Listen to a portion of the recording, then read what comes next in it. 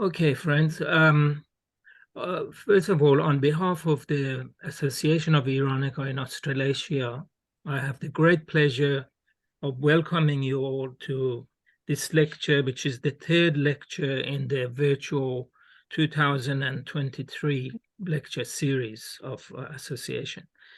Before I begin, I would like to acknowledge the indigenous people of Aotearoa in New Zealand and also Australasia, and also all the indigenous people around the globe.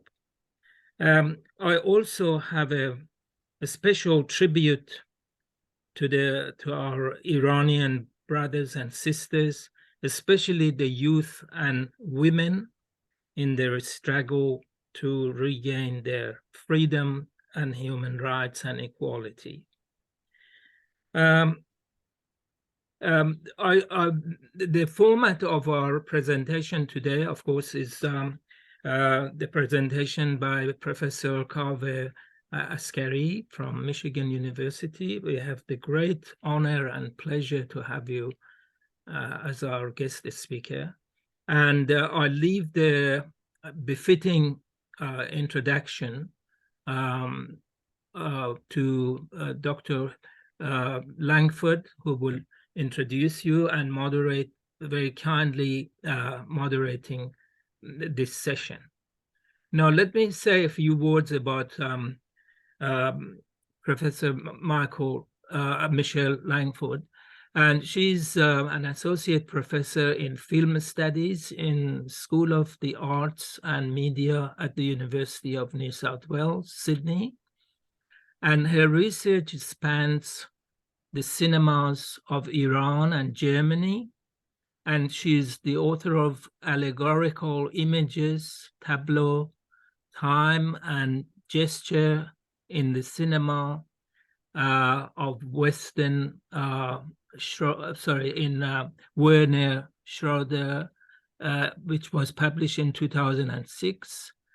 And she has been the editor of Directory of World Cinema, especially on Germany in the years of 2012 and 13. And her work on Iranian cinema has appeared in leading film studies journals, including Cinema Obscura, and also and her most recent publication is a book called Allegories in Iranian Cinema, The Aesthetics of Poetry and Resistance, which was published in 2019. And her current research project looks at the German films of Iranian filmmaker Sohrab Shahid Salis. So welcome to this book discussion, and I pass it on to Michelle to conduct this session. Thank you very much. Thank you so much, Masood, and welcome everybody, and hi, Kaveh. So it gives me really great pleasure to have been invited to be the discussant for Kaveh's talk today about his book, Relaying Cinema in Mid-Century Iran, Material Cultures in Transit. It's been a long time since Kaveh and I have actually met face to face together. So it's also wonderful to be able to reconnect. So a very brief introduction. Kaveh is the professor and director of film studies at Michigan State University. And as I've said, he's author of Relaying Cinema, which he'll be talking about today. The book has received some incredible accolades. It was longlisted for the Krasner Kraus Book Award, and it won the 2023 Catherine Singer Kovacs Book Award from the Society of Cinema and Media Studies, and that's a really big deal, so congratulations. Before this, he authored the book Making Movies into Art, Picturecraft from the Magic Lantern to Early Hollywood. You know, the study of early cinema is something, as you'll see, that really kind of significantly informs his current book. He's also co-edited several volumes, including a special issue of film history titled South by South, West Asia, Trans-Regional Histories of Middle East, South Asia Cinemas, and Performing New Media, 1890 to 1915. Kaveh is also, he's multi-talented. Kaveh has collaborated with curators and archives to preserve films made in Iran from the 1950s through to the 60s. And these preservations have been screened at venues including Il Cinema Ritrovato and the Museum of Modern Art. And Kaveh has just returned from Bologna in Italy, where he was presenting the premiere of Bezaï's Stranger in Fog, a film that he was involved in the restoration of. And I believe they also screened Ballad of Tara. It's so important, I think, that people like Kaveh and are collaborating with these kinds of organizations to ensure that some of this really important kind of cinematic culture from Iran and obviously kind of probably other places around the world is getting another kind of life. And it's so important that these films can now be introduced to a new generation of viewers. Anyway, that's all for me for now. I really, really welcome Kaveh to begin his presentation, and we'll be back. I'll be back to ask you some questions and start up the discussion at the end. So thank you. Thanks so much, Dr. Langford, and thanks for taking the time to talk with me about the book. And I know everybody's schedule is busy, and I do appreciate the opportunity to have the conversation. And thanks to Master Roshan also for your work organizing and for inviting me. It really is an honor and a pleasure to be a part of this community as the sun sets here and rises where you all are. So let me share my screen quickly here, and can we confirm that you can see my screen? Yeah, excellent. So let's start with a book cover here, just so you can see. I'm really happy with the work of the designers that work for University of California Press. Are wonderful. They're very talented designers, and we had several long conversations about the design of the cover, and it pulls elements from intertitles, opening credit sequences from a couple of films, and as well as clipping. So I'll talk a little bit more about that, but put the book on the screen just to and give you a sense of the central questions of the book, a little overview. I'll explore a couple of the theoretical frameworks that I've used, sort of concepts that I've used to frame the book, and then I just want to go through several examples, and we'll see, in the time that we have, how many we can go through. But it's I think it's always, I encountered the writing of this book, the research and the writing, as a sort of collection of objects, and a kind of fascination with these individual objects. So I'll present the material after a little theoretical introduction as a kind of collection of objects as well.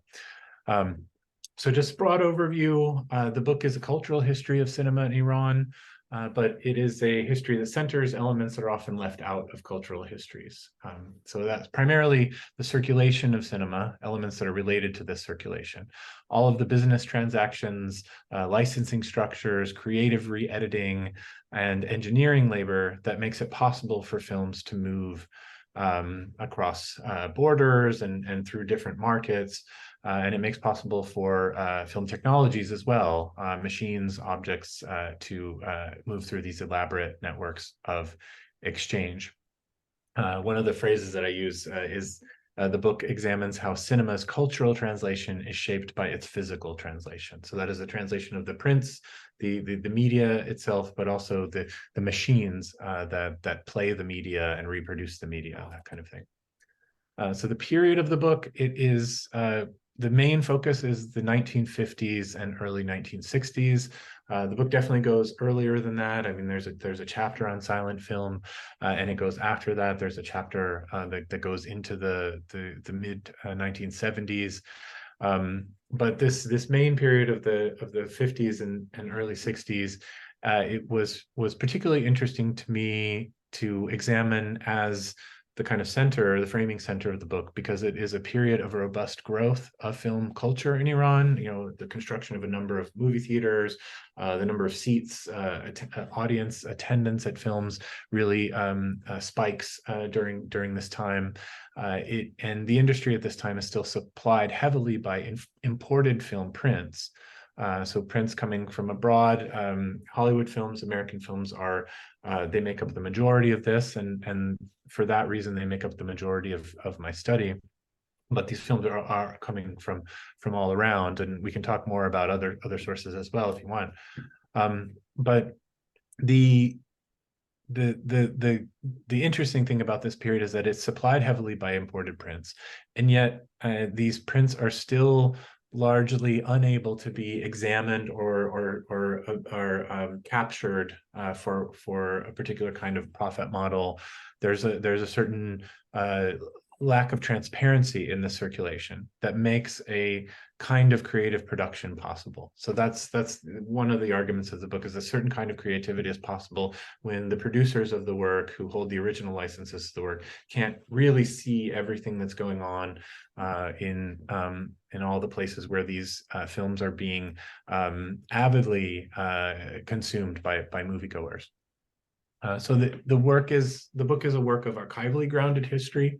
The goal of that is to see and understand a cinema network that was designed to evade seeing and understanding. So just to kind of rephrase, the book is about redrawing these diagrams of these networks that were deliberately cut up and dispersed. So just a little bit about two concepts that structure the book, and then I'll go into the examples. So the first one is relay, which is in the title of the book. I mean, Midcentury is relatively self-explanatory. It's the period of explosion of a kind of global itinerary of modern design, among other things, the mid 20th century. But relay is one that I return to throughout the book, and the metaphors embedded in that term's usage, they span two domains that are relevant to the argument itself. So the first is mediated communication, and the second is physical movement, right? So in the modern form, relay comes to our everyday usage from wired and wireless communication networks. So a relay point in a communication network extends the range of a signal that has become weak and amplifies the range of that signal. So it gives a kind of new energy to a signal that is weakening because of the distance from its original point of transmission. There's a kind of re-energizing and a kind of a sort of point-specific energizing of that signal. The second common usage is as a term of physical movement. That is, relay refers, originally to a hunt. You would have multiple kind of hunting animals, and when one would get tired, you would switch to another, and then you would continue the hunt so you could outrun the game that was being hunted. Of course, now it more commonly is in athletics, right? The carriers of a baton in the first segments of the relay race can't act upon or sometimes even see the actions of the later segments in the relay race. So an object, in the case of a athletics competition, a baton or something, crosses a long distance through a sequence of individual sprints. And those sprints, allow the race itself to be more energized than like a marathon, and also more fragmented. And those two, that notion of energy and fragmentation are key to the organization of the book. The obstructions at each stage of the relay aren't seen as failures of organization, but rather they are defining features of this kind of cooperative movement. So that's sort of how I use the term in order to highlight these two dimensions of cinema's movements, and that's what is prioritized in the history. So the first is a suggestion of amplification in sequence, directing attention to the transformations that take place in networks. The second draws attention to objects in transit, to the potentially beneficial obstructions at each stage of relay. Relay evokes circulation, but with an emphasis on sequence, interruption, incremental agency over a kind of top-down or seamless transparency. So that's basically the note relay that runs throughout the book. I can also give a little background, and this is mainly discussed in chapter 2, but it moves throughout the book. There are a couple of kind of affective states that I explore in the book, and they all kind of circulate around this idea, orbit around this idea of worry or anxiety, and it's a sense, a feeling that I got, reading the criticism of the time, directors worried or anxious about their films, copying too closely other films, or producers worried that they're not going to get the right materials to be able to make their film, or that their small production company is going to go bankrupt for reasons beyond their control. There's a lot of sort of worry and anxiety in the discourse around the films of this time. And I wanted to think about that in terms of as a negative affect, but also as an expression of kind of care. You worry about something because you care about something, right? So there's another dimension of worry that I think is maybe less common, and I wanted to highlight that too, that worry was material before it was emotional, right? So there are archaic meanings of the term worry that mean they describe a process of wear and tear. So either rapid or violent wear and tear, or protracted and subtle. To worry an object is to disintegrate it. As a pet worries a chew toy, right, or a piece of furniture. Even the desk that I'm speaking from here is the corners are worried by my own pets. The term is also used to describe kind of persistence through difficult work or challenging travel. So both of these material definitions, they highlight these kind of driving factors of my own materially focused cultural history of cinema in Iran, right? That is the fragility and the endurance of films in circulation. Film is fragile, nitrate film is flammable, acetate film turns to vinegar and disintegrates. I mean, there's a lot of discussion in film history about the fragility and the difficulty of preserving fragile film. But also films endure. They last far beyond their initial commercial value. They are repurposed, they're reused. They can last for hundreds of years, right? So there's a kind of durability and fragility that exists in thinking about film history as a history of objects, as things, right? So just to phrase it another way, films are worried in an instant by sprocket teeth in a projector. They also worry along through formal and informal distribution networks around the globe. So I already spoke a little bit about the sort of affective meanings of worry, but I just wanted to reiterate that worry can be a form of care, and a lot of this project, a lot of the book is about cinephilia. It's about the love of cinema, and I would say that the cultural history of media, cinema and media in Iran at this time is distinguished by an intense love of cinema, and there's tons of cinephilic discourse in the press and that kind of thing. And each phase of this long history is marked by forms of uncertain access. So given these persistent worries, these circulation worries, we might consider these kind of moodier inflections of cinephilia that happen in cinema's global travels, roundabout travels. So there's something in the sense of worry as an expression of care, a feeling associated with maintaining rather than with dominating or disrupting, that unites these traces of love and frustration in an archaeology of a fragile medium in Midcentury. Those are sort of circulation worries and relay.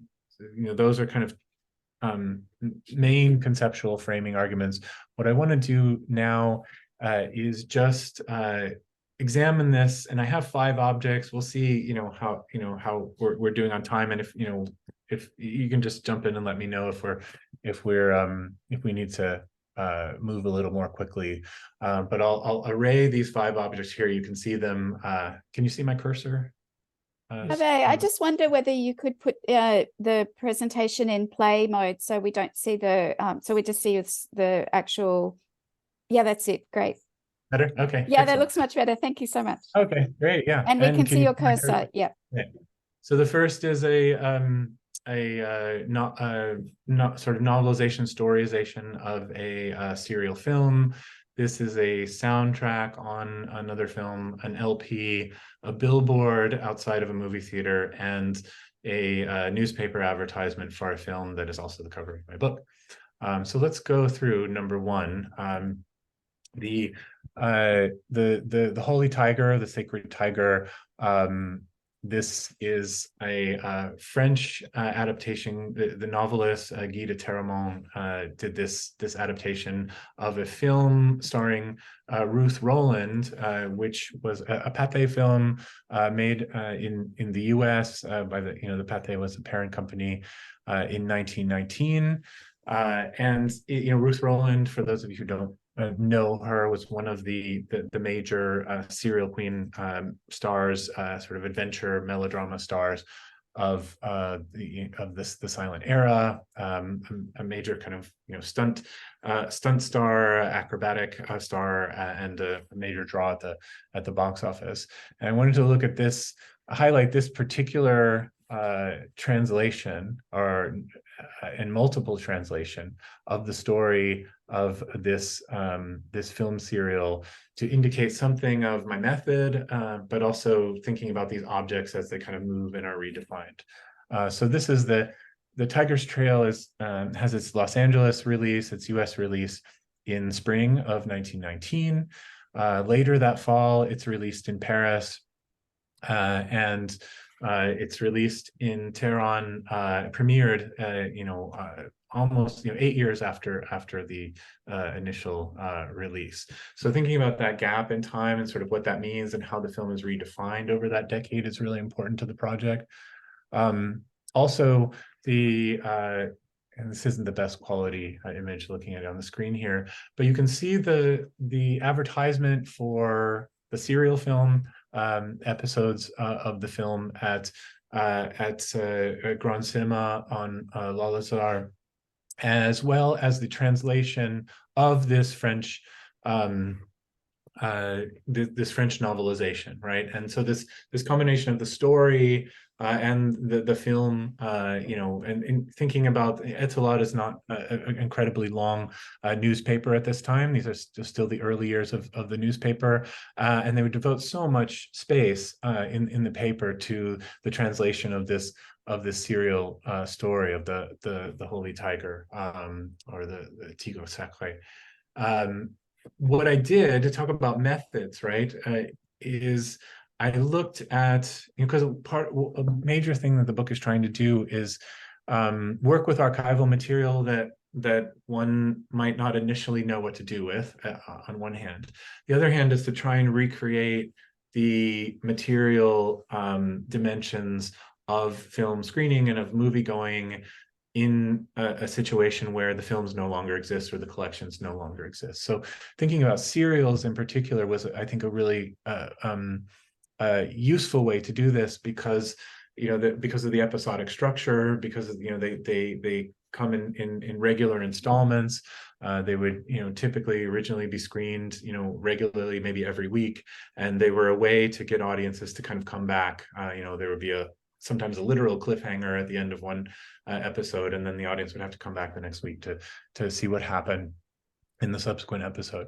In the 8 years that intervened between the initial release and the film's these same serial episodes playing in Iran, a lot of the films are lost, right? Because they're going through all these different networks. Some projectionists are taking things, exporting some episodes here, or maybe somebody's holding on to the thing. There are pieces of the films that are lost. So I was trying to think of, how can I track some sense, and this isn't going to be 100% accurate, but it's going to give us a sense, an image of this, is what does it look like to screen serial films in the situation at this one cinema in which episodes are missing, and which episodes would be missing. So what I started to do is I paired the serialization, the translation of the story, with the advertising announcements for the release of the film, and tried to kind of synchronize those, right? So we have the first story episode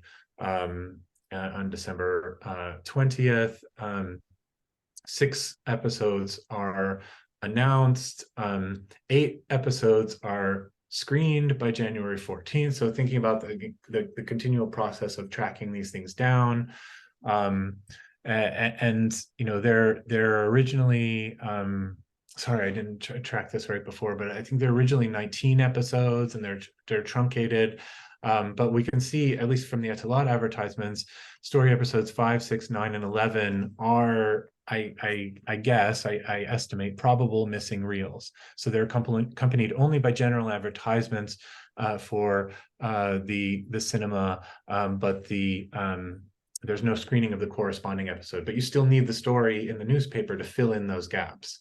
So this is a way that I kind of tried to recreate what was happening in the projection booth, in the shipping organization at the movie theater, how many episodes are missing, and what are the ways that announcers, lecturers in the cinema, as well as the publishers of the newspaper and the press, are working to reconstruct that story world in a way that accommodates the physical realities of those prints circulating. So that's one example of kind of method and of a kind of fascinating object, this blockbuster serial, Ruth Roland's Tiger's Trail, in this period. Object number 2, this is Alfred Hitchcock's North by Northwest. And this is a print that I had the good fortune to be able, through the generosity of the National Film Archive of Iran, to be able to see there and to listen to the soundtrack. And what you can see here is the magnetic soundtrack here. The original film had an optical soundtrack, which looks like 2 black and white stripes that run here along the side of the film. But instead, in this print, we have a piece of magnetic strip affixed to the film. And I wanted to know where the print comes from, and obviously the magnetic stripe is applied in Iran and dubbed into Persian, and the soundtrack is kind of re-edited in that dub, and it's recorded onto this magnetic stripe. But you can see when you're looking, the archivists were kind of wondering why I wanted to look at these faded prints of Hollywood films, but I told them that I wanted to look at these edge codes here on the film. So the edge codes that you can see, well, this is one marker. The information on the side of the film tells you the date that the celluloid itself was manufactured, and the location where the celluloid was manufactured. So this little dot here you see between the S and the A in safety on the film tells us that this actual film stock was manufactured in Rochester, New York. And it's a positive print of the film. So this is the positive safety. This is the stock was manufactured in Rochester. So this was an exhibition print designed for commercial release in the United States. It was, many films were, the negatives were shipped to printing houses in London or in Berlin, and then they were circulated regionally from those. The prints were struck there, but that would have been printed on AGFA film, or one of the, like, if they were printed in Berlin, they would have been printed on AGFA film, and they would have had different edge codes. So we can see that this is a commercial release print that had a life in cinemas in the United States. It finds its way somehow to Iran a few years later, and the magnetic recording actors there perform the roles of all the actors in the film, and they record this sound on the stripe here.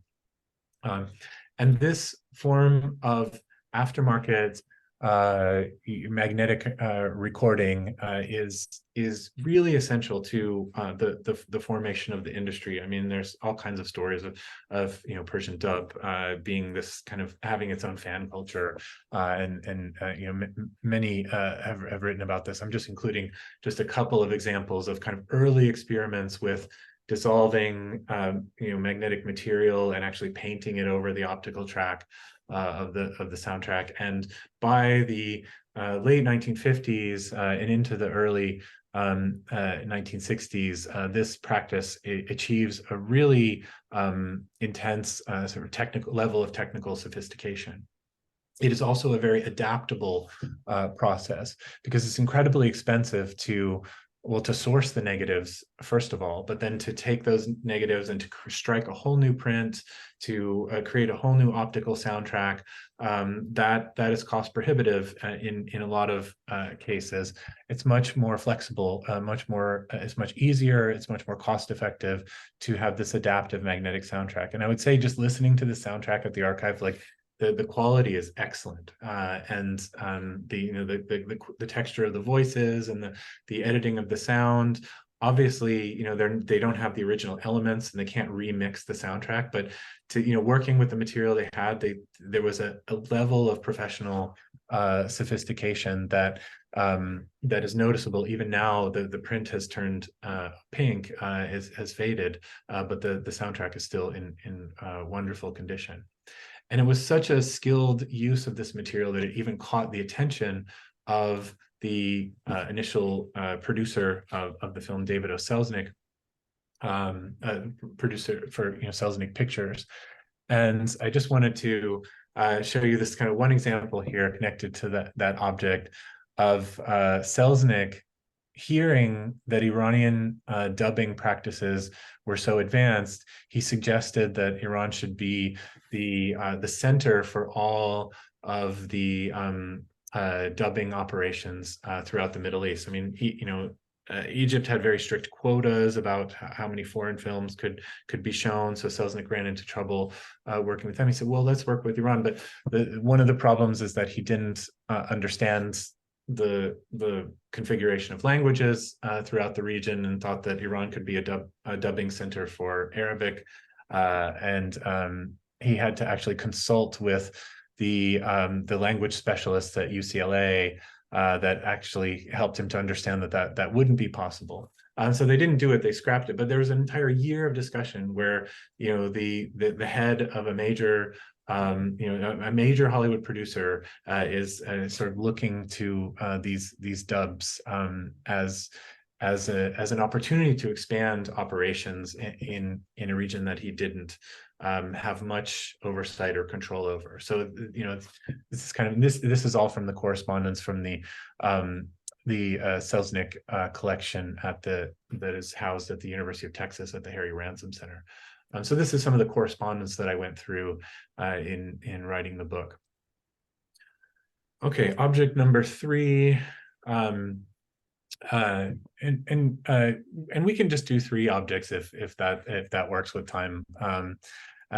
This is the soundtrack to Gone with the Wind, but it's specifically this LP, not so much the film itself. I mean, the film itself has also a rich afterlife in Iran. It's played on television in dubbed versions, and there are a few different important dubbed versions. My colleague Babak Tabarai has written about this a little bit, and I wanted to look specifically at the LP itself, right? So the film is released in this this kind of Technicolor print, and this it has this important life around the world, and it's received in different ways. Many have written about the ways it was received. In the early 50s, Selznick, every 10 years or so, he would re-release the entire back catalog around the world and strike new prints and ship them around the world and sort of remarket them. And the release of the LP of Max Steiner's score for Gone with the Wind, that came out with this in conjunction with this re-release of the back catalog of the Selznick films.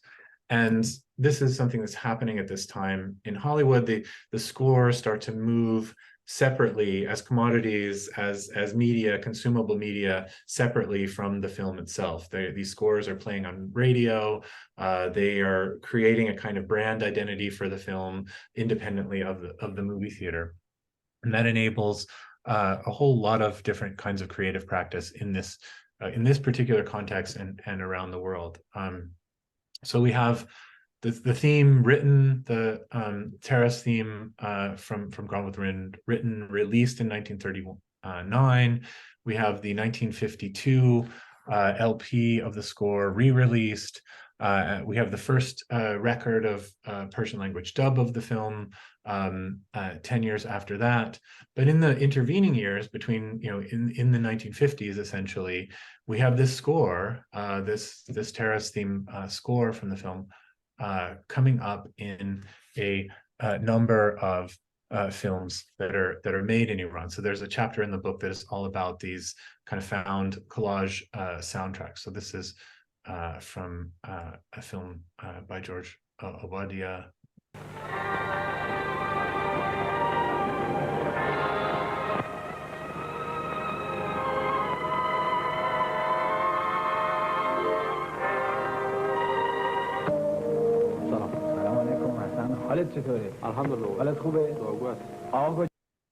So you can hear the kind of the cut. You can hear the way the dialogue is often punched in.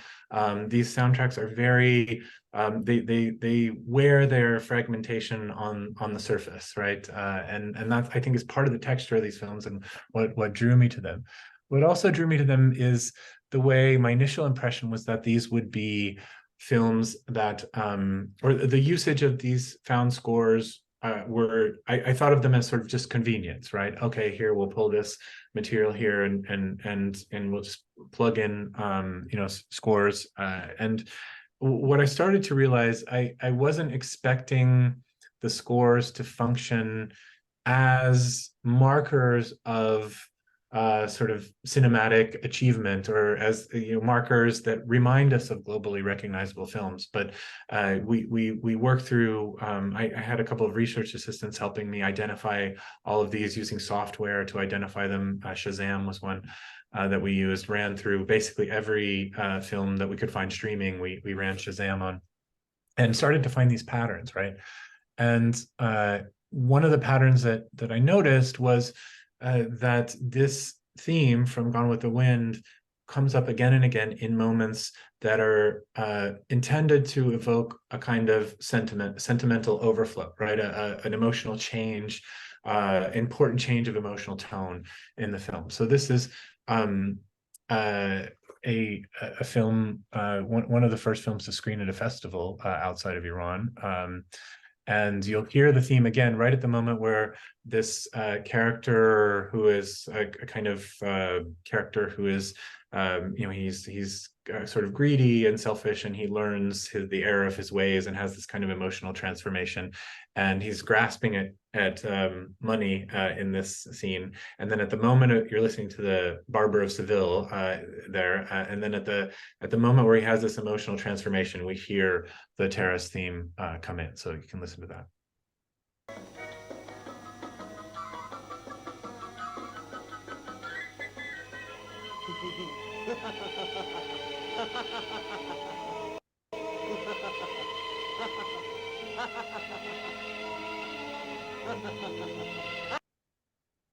And once more, another important emotional transformation in Amonuros.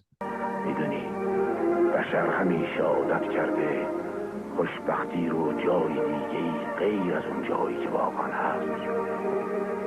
چرا دنبال این میگردی که ببینی کی تو رو دوست داره دختر جان؟ بیشتر به قلب خودت نگاه کن، ببین تو کیو دوست داری. خوشبختی تو قلب خود آدمه، اونا نباید در قلب دیگران جاست. باشه دختر. So I'm thinking, in the interest of time, it might be a good time to wrap up here. Is that right? Maybe not go through the other objects. Or how do we feel about that? I'm fascinated listening. But Masood, what do you think about time? I think we have plenty of time, so I would say that keep going, Kaveh. Okay. I'd love to hear it. Yes. Okay. if you're comfortable doing that, yeah. Sure, absolutely. And I won't elaborate as much with these examples number 4 and 5, but I'll give you a little bit of a sense. This is an image from a newspaper advertisement for Strangers on a Train, a Hitchcock film, and I wanted to use it as the cover of the book for a number of reasons. I mean, Hitchcock is a important figure in one of the chapters where I trace the way the director figure is framed in cinema magazines in Iran. So particularly Satare Cinema, which is now available to look at and to search. Wasn't really at the time. It was quite a trek to find many issues of this when I was working on the book. But also, you can see that this image of Hitchcock, which is basically clip art, is taken from another publicity source, and torn, cut up, and reassembled in this advertisement. So it's that kind of reassembly, physical reassembly, is one of the kind of framing metaphors of the book. So I thought we could put an example of that on the cover of the book as well, as well as screening announcements of the different cinemas where the film is playing, the address to the audience, that kind of thing.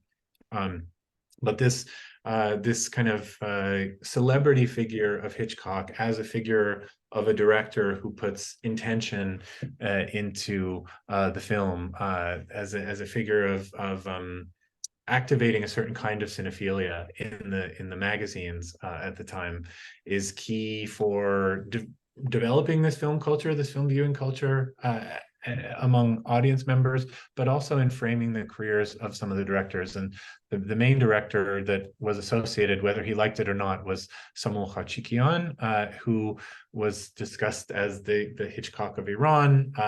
Not that he loved that term, but somebody who was very intentional in the style, the design of his films. And like Hitchcock, I mean, you see here, this is some images from a book about basically Hitchcock storyboards, decoupage. And part of his persona as a kind of celebrity filmmaker was that he planned out all of his scenes so carefully in this decoupage that everything fit together like perfectly tooled machinery. Every single shot fit together. That wasn't always the case. I mean, sometimes he had the storyboards manufactured after he had made the scenes and would release those storyboards as part of the publicity of film. But that's the kind of publicity generating aspect. And we see the decoupage for some of Khachikian's films, also carefully diagrammed and set up. So in the film One Step to Death and The Strike, we have some more or less complete collections of his shot breakdowns of the film and the way that he planned the film for economic reasons, right? Because it allowed you to shoot less film and to be very precise in what you needed, but also for stylistic reasons. He's very interested in exploring different kinds of camera movements and angles and forms of low-key lighting and all of these elements that were familiar to film noir, and he wanted to incorporate those into his films. So this life of the director feeding into the public persona of a director in Iran was another important focus of the book rather. And then finally, just really quickly, the fifth example, a billboard for Rio Bravo in Masoud Kimiai's short film Passer Shaqi from 1975. It's boys who are kind of cinephiles hanging out outside this movie theater, and the billboard for Rio Bravo is above the theater. And this is a billboard that was painted by the art director, created by the art director for the film. It's not an original billboard. And I was sort of thinking about the imagery, the iconography on the billboard.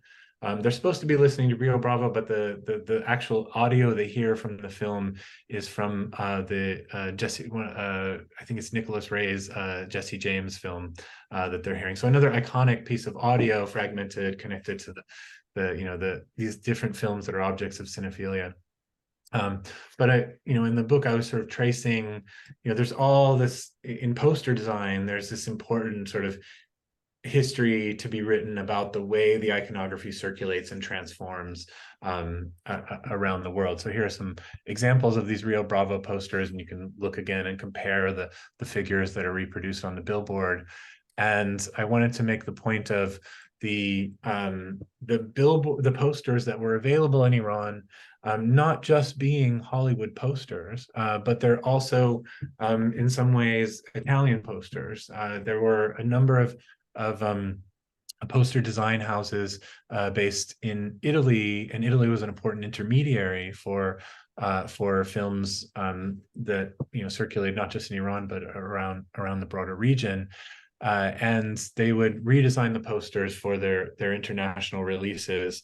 And so here we have the Italian poster for Rio Bravo, and the record that I found from the Warner Brothers archive, which is at the University of Southern California, talking about the posters that were being shipped to Cinema Rex and Al-Azhar. And you can see here that there's the Young Philadelphians, but there's this Italian poster for Rio Bravo, and the 24 sheets are sent from Rome. So kind of thinking about, it's not just a Hollywood film, but it's also this kind of visual culture that is created by printing houses in Rome, and sort of tracing those networks of exchange is just as important to the book as thinking of these as Hollywood films, right? They're films that already have an international afterlife in their material qualities, before they get to Iran. And maybe just one more fun thing to point out. I just wanted to highlight this Mr. Sharket Sahami. I mean, there was this level of this lack of understanding of who was dealing with that the exhibitors from Warner Brothers would address their letters to Mr. Joint Stock Company, like reflects the fact that they, how difficult it was to create these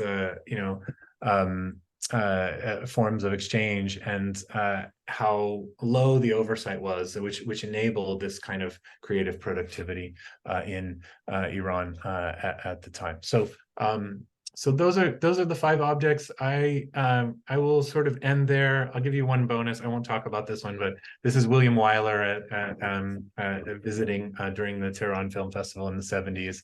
And I'll just close by saying, a cultural history of media in modern Iran is distinguished by an intense love of cinema, right? Each is linked at each phase in its long history to forms of uncertain access.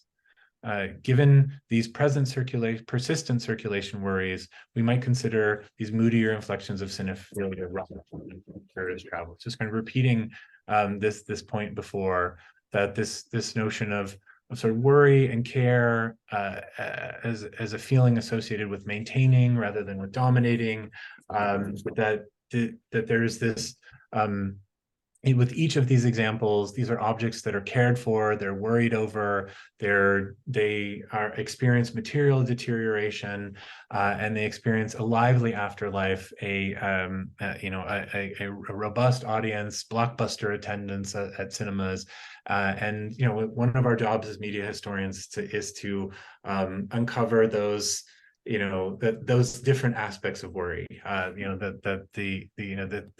this is a driving aspect of cinephilia, but also part of the history of film's sort of decay and revitalization. So I'll end my lecture portion there, and we can hopefully have a little conversation about some of these objects.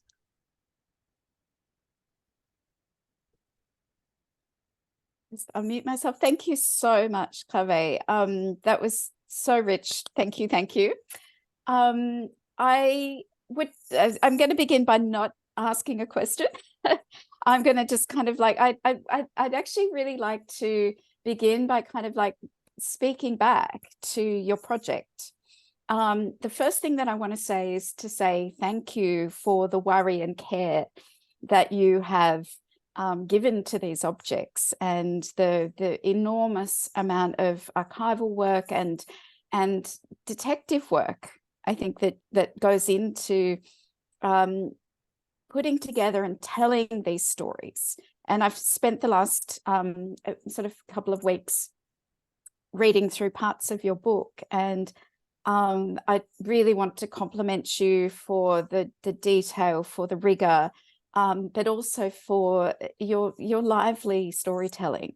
You you know, you make this telling of this cultural history so vivid and engaging, and your kind of your use of those examples, they come to life beautifully in a presentation, but they also come to life so beautifully on the page. And, you know, I find myself kind of not wanting to put your book down, which, you know, is not always the case when you pick up a book of film history.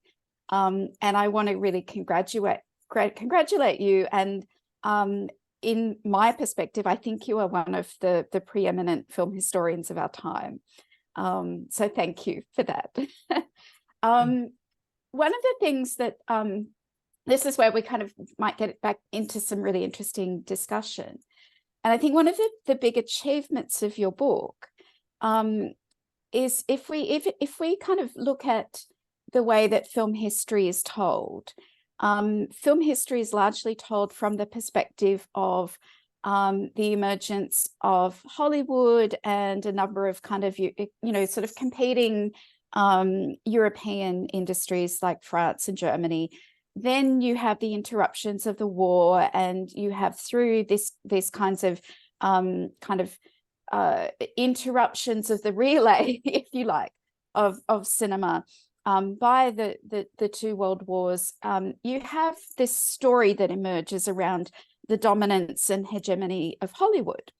And, you know, as many of us teach Hollywood cinema, the kind of the typical story that goes is that, Hollywood in the interwar period, Hollywood managed to establish agencies, vertical integration and so forth across a lot of the world, most of the world. And we get this kind of story of the kind of like a very one-sided story of the utter kind of dominance of Hollywood in smaller, more marginal cinema cultures. Now, what your book does is it turns that on its head, and it gives us insight into the kinds of details and complexities that actually underlie that story of Hollywood's hegemony. And it allows us to kind of see the insight into the ways in which a film culture like Iran emerges not simply as a kind of a top-down dominance by Hollywood, but actually by this kind of very material, but also imaginative and creative engagement with the very piecemeal flow of objects into the country in very, and I think your work kind of highlights the sort of the temporal discontinuities as well, that not everything is circulating equally and at the same time across the world, and certainly not into Iran. And so I guess my kind of first question to you is about how did you begin to sort of trace some of those kind of really complex paths through the intermediaries like Cairo and stuff like that, of the way in which this filmic product flowed into Iran? How did you kind of begin to pick apart and find strands that you could sort of pull out to use as examples as you began to tell that story of those complex flows?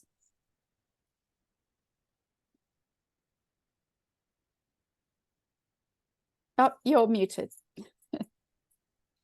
Sorry, I was thinking back to the earliest material that I was looking at. I mean, the first research that I didn't know was going to be a book at that time, but I was doing a postdoc at UC Berkeley right after graduate school, and Berkeley has this hard copy collection of Etzelat. So there's microfilms in other places, but Berkeley actually had bound volumes in their special collections, and I was supposed to be rushing to get my dissertation turned into my first book, and was I'm a chronic procrastinator, and I was sort of procrastinating with more research for this new book, and so I spent a lot of time in this special collection sort of looking through these early issues of the newspaper starting in the mid-20s, and they have all the way through the mid-30s, I think, in hard copy, with some gaps, and was sort of looking. I mean, Ali Vakili's cinemas were the most advertised in the newspapers at that time. Ground Cinema was one of them, and thinking about, you know, many of my colleagues at the time in silent film studies, early cinema studies, were doing interesting work with the serial and with conceptions of seriality and the global serial. There are a number of scholars that I cite in that discussion, and I was finding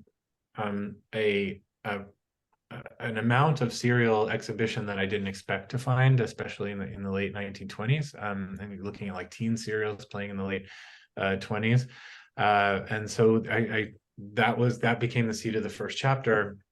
And this idea of you know, a serial with missing, you know, a smile with missing teeth, basically, and how do you identify those missing teeth, and what does that what kind of picture does that give us of the sort of physical history of these serials, and how, you know, the serial itself is often discussed as a kind of modern form that is about repeatability and synchronization, and synchronizing audiences with a particular theater and getting them to come back on a regular schedule.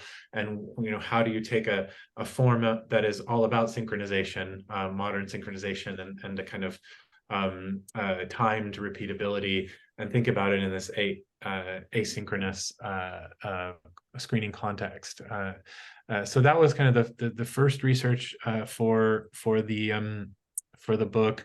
And then, you know, I think a lot of the challenges in the archive too led to the need to look at circuitous routes. You know, I initially was thinking about this as a silent film project, and went to the Margaret Herrick Library in Beverly Hills. It's connected to the Academy archive, and looking at their sort of distribution records they have there, and knowing how popular cinema was in Iran, and then seeing how little evidence there was of distribution of films to Iran. These films that I know are playing led me to this method where I wasn't using the distribution archives to create as my primary source to create this history of how films were distributed in the region, but rather looking at the gaps in that archive,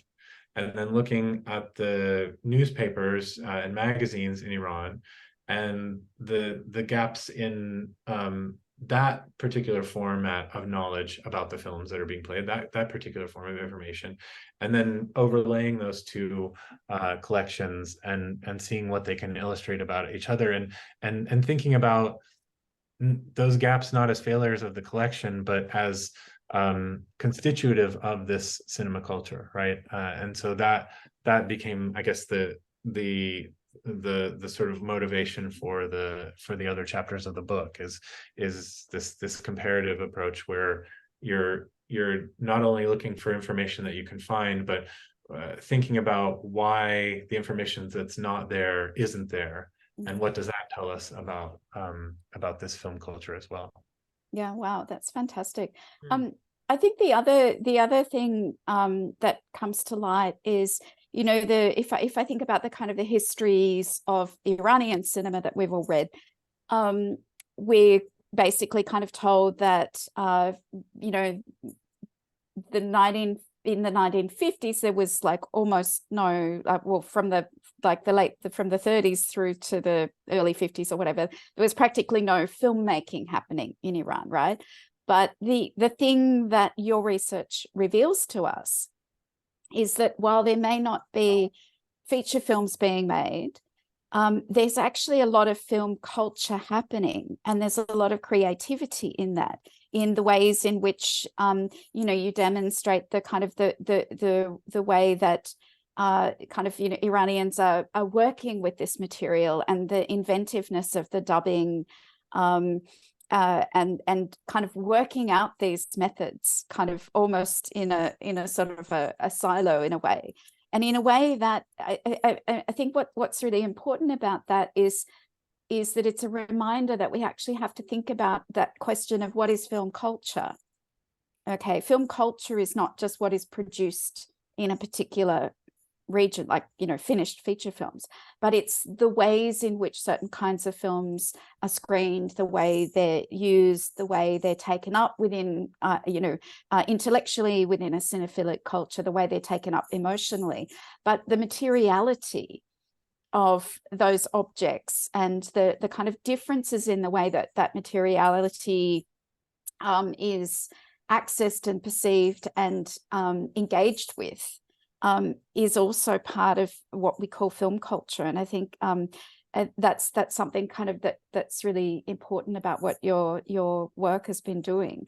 I guess my question is then, you know, how do we ensure that we can kind of, in a way, sort of bring work like yours into the curriculum, not just on Iranian cinema, but I think this is a really important part of the story of Hollywood cinema. So how can we ensure that we interject this kind of work into our curricula so that we can kind of ensure that you know, our students coming up now can benefit from this?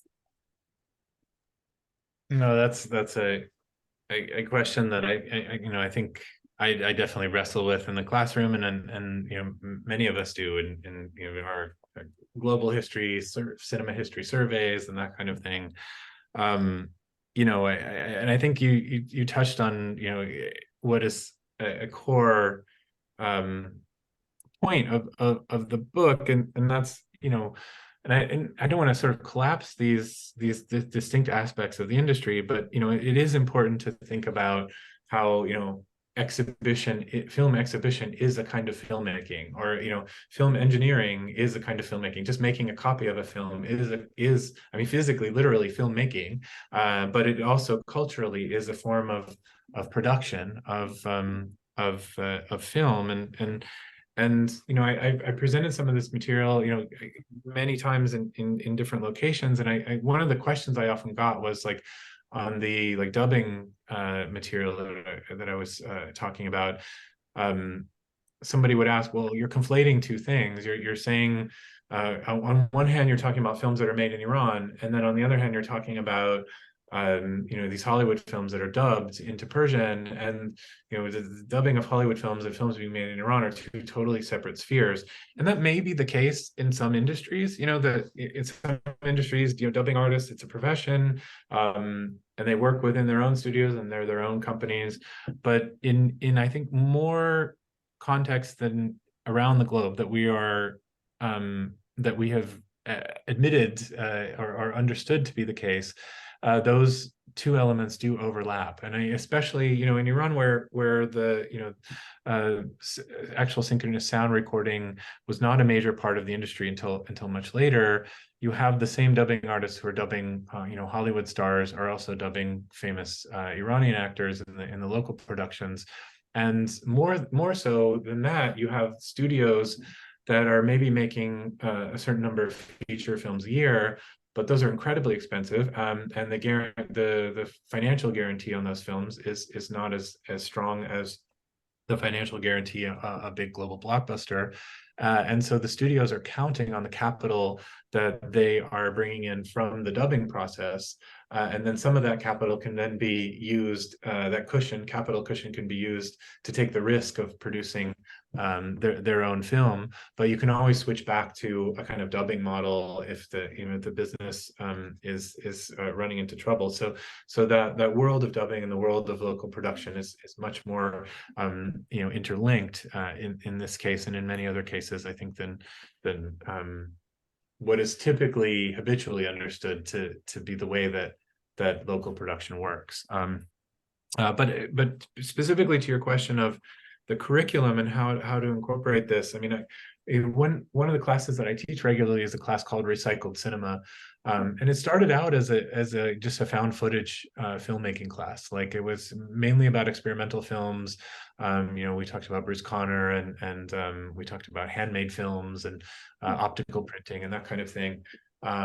and it has evolved over time to be a class about that. It's evolved to be much more global, and it intersects experimental filmmaking, archival practices like formations of film archives, that kind of thing, and sort of remakes and recycling of scores and footage and that kind of thing. So in a class like that, you know, I've come to realize that it's important to move back and forth between popular genre films and obscure experimental films, and to think about the ways in which the questions that we normally associate with one sphere are actually applicable to another sphere. You know, that there's something about the intense, you know, cinephile, but also like materially engaged culture of found footage filmmaking that resonates in a lot of ways with the kind of cinephilic culture in an industry where these films are repurposed and redubbed and reshaped and that kind of thing.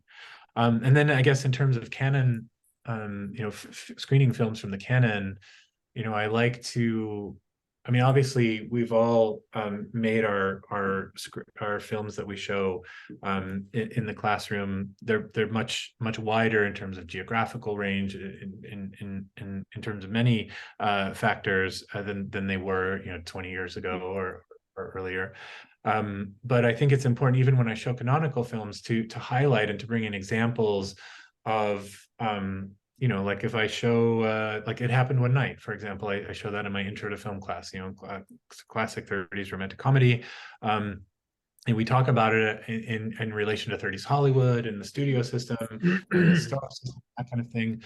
But we also, you know, spend a lot of time saying, well, this film was adapted, you know, multiple times in Bombay. It was adapted in Iran. It was adapted in, you know, three of the industries in Latin America, and the story itself is not a story. The story of the film is not the exclusive property of Hollywood. It's a story that lives in its global circulation, right?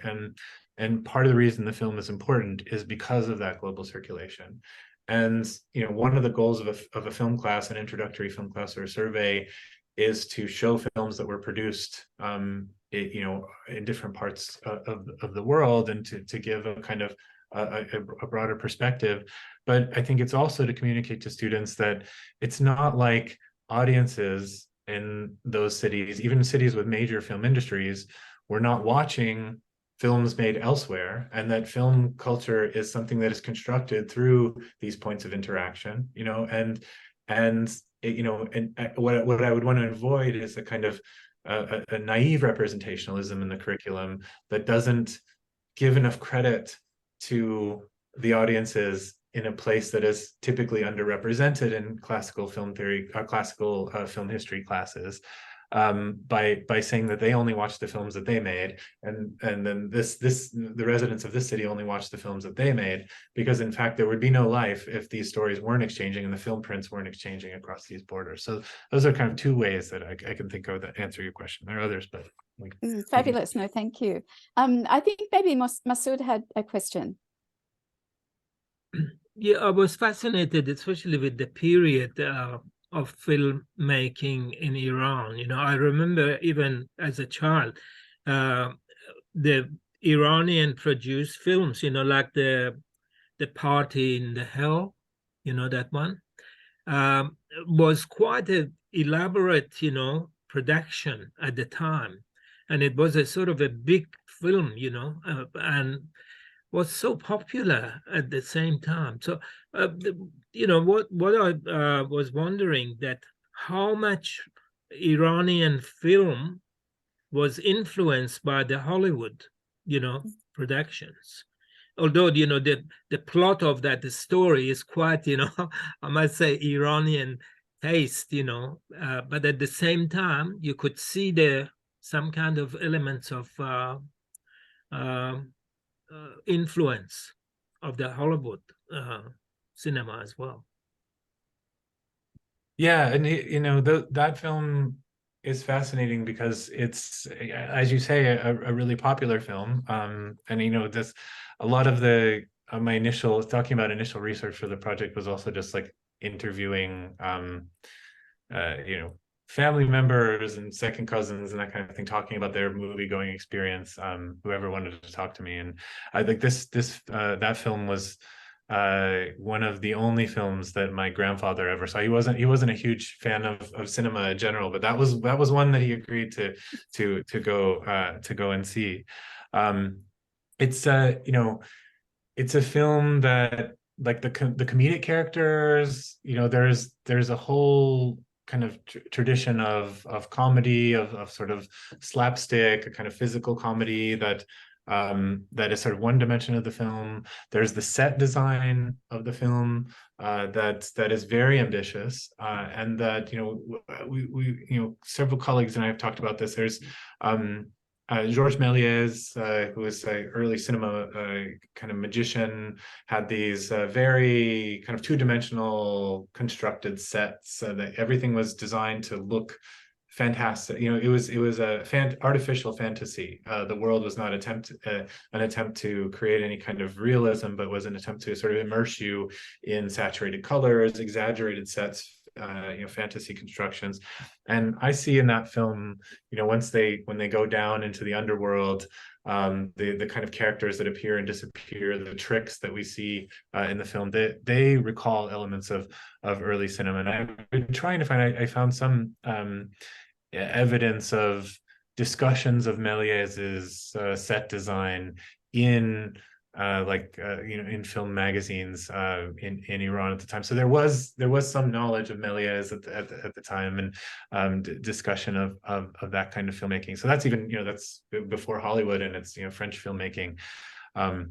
But then, of course, the film is also melodramatic in its structure. I mean that it's structured like a melodrama. It's about a test of character and a great kind of emotional eruption, sort of revelation at the end, right at that point where we hear the Gone with the Wind theme song. And so there's a tradition of global melodrama in commercial cinema that is centrally part of Hollywood filmmaking, but also a part of Bombay filmmaking, also a part of Turkish popular cinema a little later, the Mexican golden age melodramas, and that's one of the things I was sort of thinking about for this book is we talk a lot in film studies about global new waves, about art cinemas being about circulation around the world, but golden ages of national cinemas tend to be discussed more in national terms, and there's a way in which these kind of moments of fluorescence of national production, where the big budget films, popular films, are being produced with some kind of regularity, and there's this kind of center of gravity that defines a kind of national cinema. It also defines a kind of conversation with other similar industries that are forming around the same time. And this sort of melodrama structure, this kind of emotional, the sort of emotional language of melodrama, is one that you find in this film and in Khachikian's later films as well. And I think that's one of the exciting things, as you say, about this period. Yeah. Mm-hmm. Thanks. Fantastic. Did you want to follow up, Masood? Another part which was interesting when you mentioned about these technical aspect of dubbing, and the part which was to do with the soundtrack, with the music, were these simultaneously produced and distributed at the time, like the records of certain soundtrack of movies, and some of the soundtracks were released, and increasingly as we get into the 60s, there would be a release, sometimes even before the film was released, there would be a soundtrack for the film that would play on the radio, kind of as advertising for the film. So like there's one example in the book of a Yul Brynner film called Thomas Bulba, and the soundtrack for that film was was circulated, the LP was circulated before the film had reached even audiences around the United States, because the film would be released in different cities, and a kind of delay. It would gain some publicity in one city and then it would go to another, that kind of thing, before the kind of day and date release format. And there's an Iranian film called it's Khosrow Parvizi. This is the one, I think it's Bitter Zamine Takh, Bitter Earth. I think that's the right one if I'm remembering correctly. But that one actually uses the soundtrack for Taras Bulba. And it was made in Iran, released in Iran before, with the soundtrack to this Hollywood film Taras Bulba, before American audiences had even seen Taras Bulba, right? So you have a sense of in some cases there's an 8-year delay of for the film's initial release to its screening, and in other cases you have the soundtrack for the film being heard in Iranian film even before the original film that the soundtrack was written for is being seen in like New Orleans in the US, right? So that's the reverse of this kind of delay, is also the way sound can travel faster sometimes than the image. So yeah, all of these films are, if they have a big composer who's composing the score, they try to release that composition, for the benefit of the composer and the name recognition of the composer, but also to kind of advertise the film. But in Iran, the composed score, that comes into a more common practice after the period that I discuss in the book. This first decade is really a decade about this collage score, this kind of found score, and those records would be available at record stores on Al-Azhar, at the near the cinemas, and the cinephiles would hear the soundtrack records outside the record store, and they would hear the soundtracks to the film outside of the movie theater. The speakers were outside in both cases. Yeah. That's really cool. I think we're probably almost out of time. I just had one other kind of, because I've sort of been reading quite a bit more through the book, and one of the things you haven't really talked about today, that is prominent, I think, in the second chapter, is this kind of practice of one thing I'd never really thought about until I read your book was this question of what happens to all these prints. Where are they, where, like, once they've kind of, been screened and everything, where are they stored, and the enormous expense and warehousing that's needed, also because of the delicacy of the materials, and the fact that, basically kind of like, often there was this kind of practice of sort of, in a way, writing off the prints, but asking for these what do you call them, sort of deeds of destruction, to say that, and it's more the case of well, we just, on paper, we need to know that they've been destroyed, even if that isn't literally the case. And so, I mean, one of the beauties of your work is to kind of uncover where those prints kind of end up then kind of moving into these kind of informal zones of circulation, even though they've been kind of officially declared destroyed. I find that a kind of a really fascinating prospect, and I imagine it must have been a practice that happened elsewhere in the world as well, not just Iran. Yeah. I think the films are incredibly expensive. I mean, that's they're expensive to make. They are expensive, as you say, to store. They're expensive to ship. And the longer distance you're shipping a film, the more cost prohibitive it is to have a distribution model where you rent the film out, and then after it's done screening, it's returned.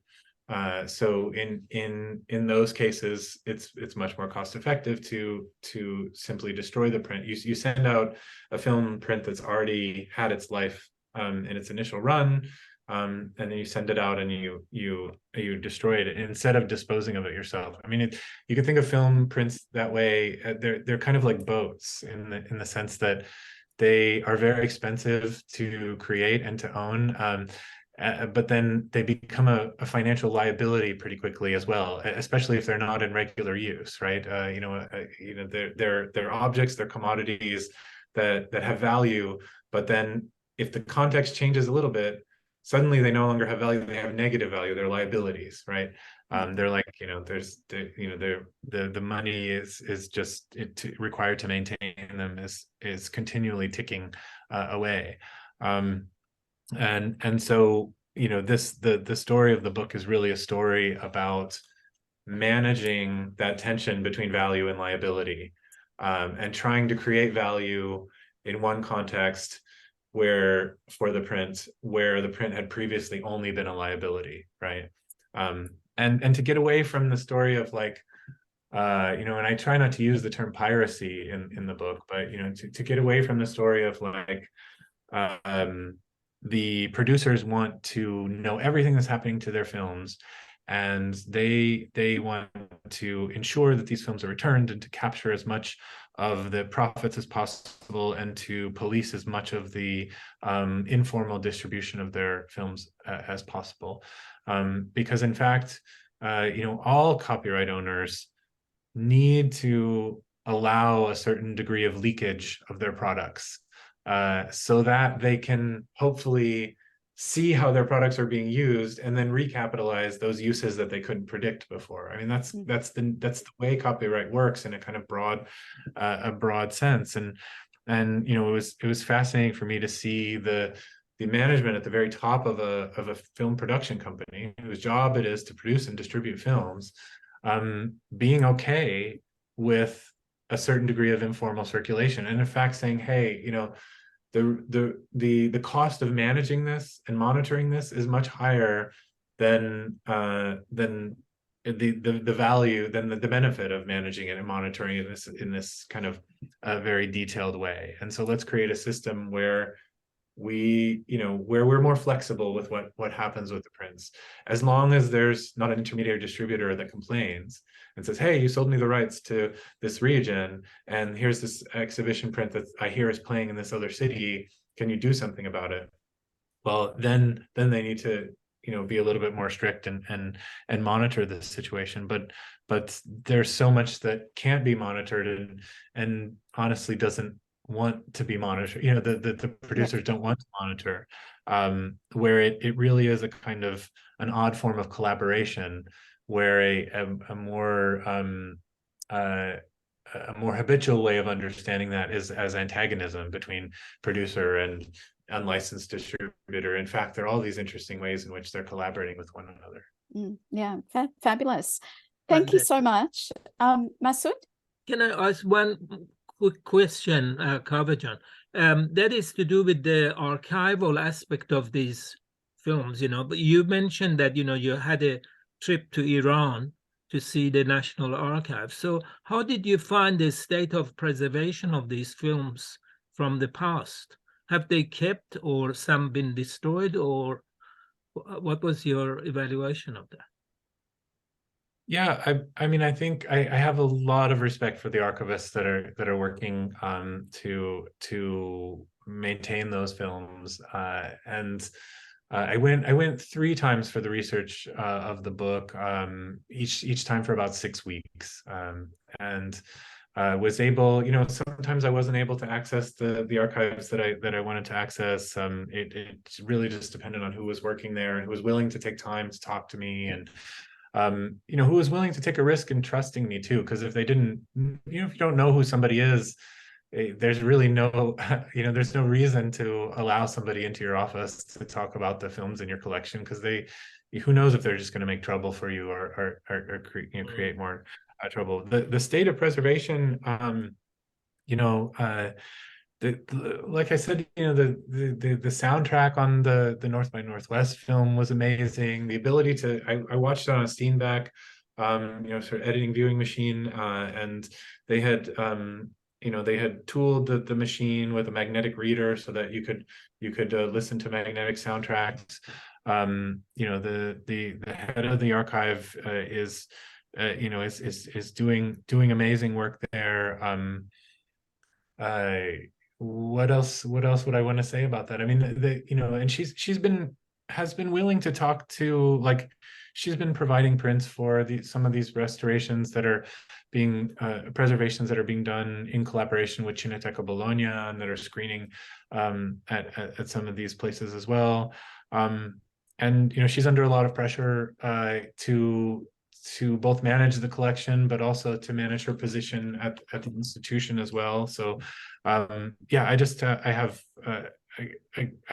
a lot of respect for everybody at that archive who's working to maintain this heritage. And even if they can't distribute the films commercially, or they can't release some of the material or let it out, I do hope that that the film will continue to be preserved. And it's such an important part of global media history as well as cultural history in Iran of the time, that